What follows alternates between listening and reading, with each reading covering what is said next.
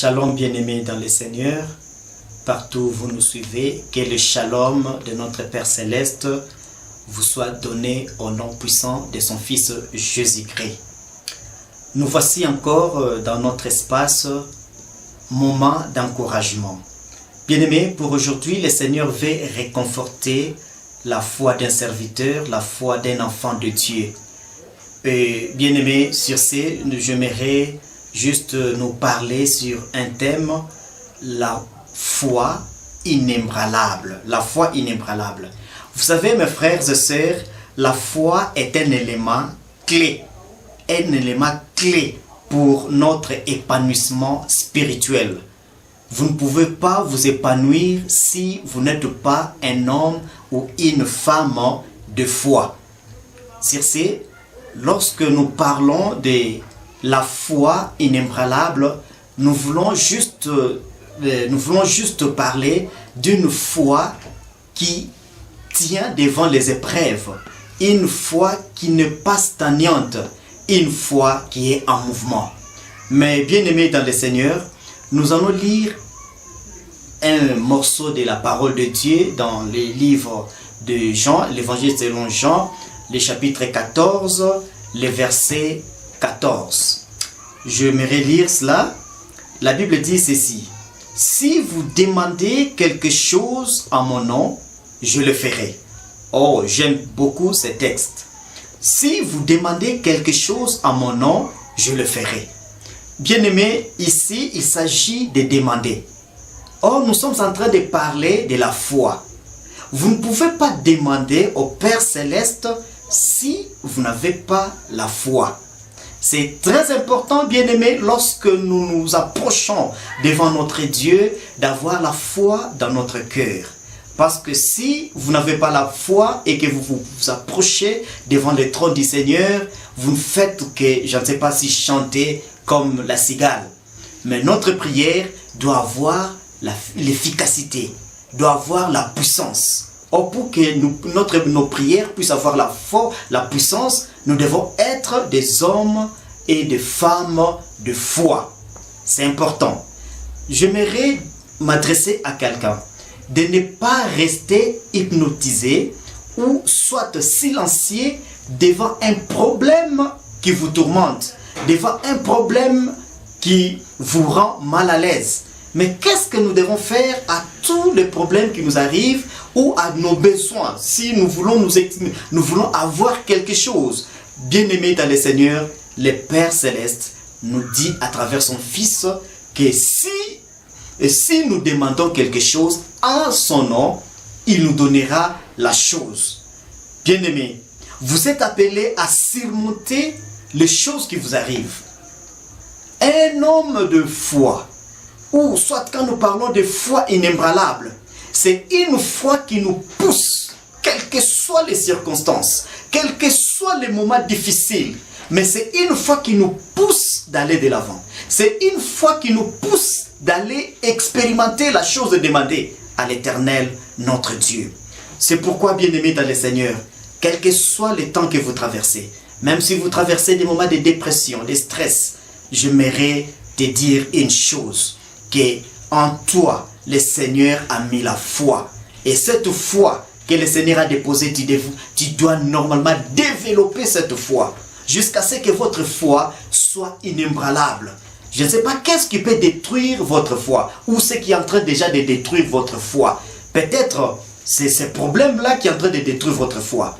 Peut-être des difficultés-là que vous vivez déjà qui est en train de détruire votre foi. Mais j'aimerais te dire que celui qui est en vous est plus grand que les problèmes que tu traverses.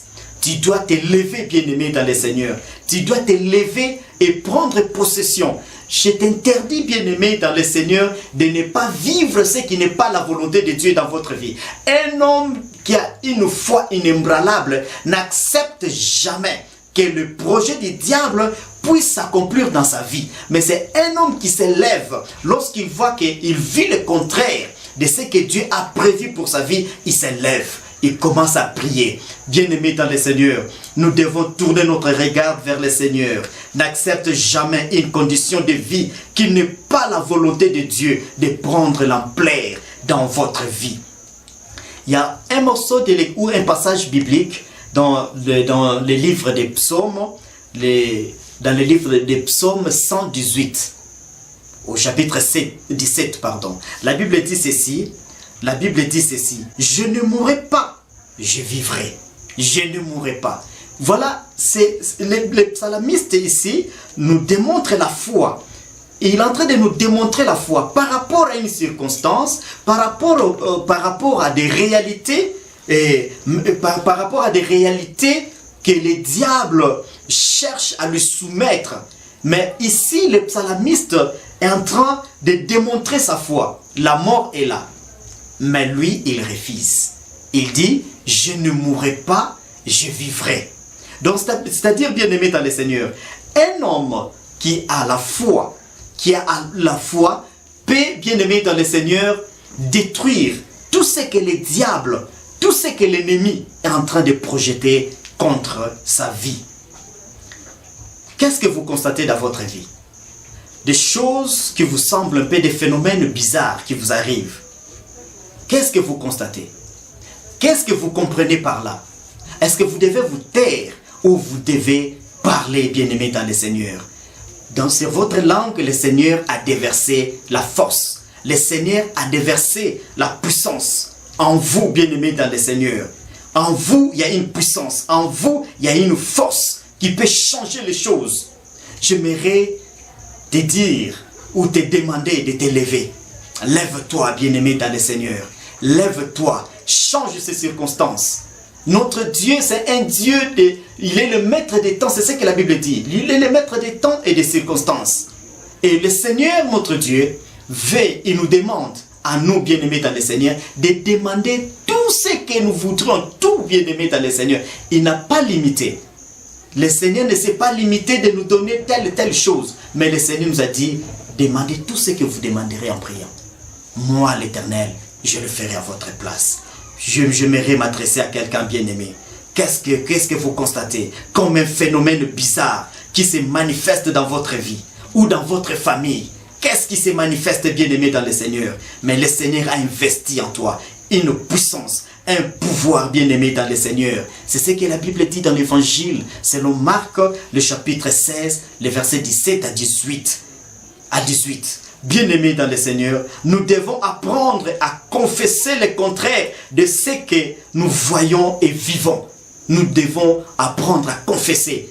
Tu vis une réalité qui n'est pas de Dieu, une réalité qui n'est pas la volonté de Dieu. J'aimerais que tu te lèves et tu commences à confesser le contraire, de commencer à confesser ce qui est la volonté de Dieu pour votre vie. Bien-aimés dans le Seigneur, vous êtes inébranlables. Vous avez une foi inébranlable.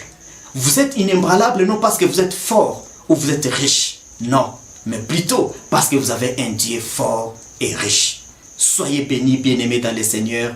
Que le Seigneur vous bénisse partout où vous nous suivez. Et prochainement, vous aurez encore le pasteur Bostin sur ce même espace, moment d'encouragement. Que le Seigneur vous bénisse abondamment.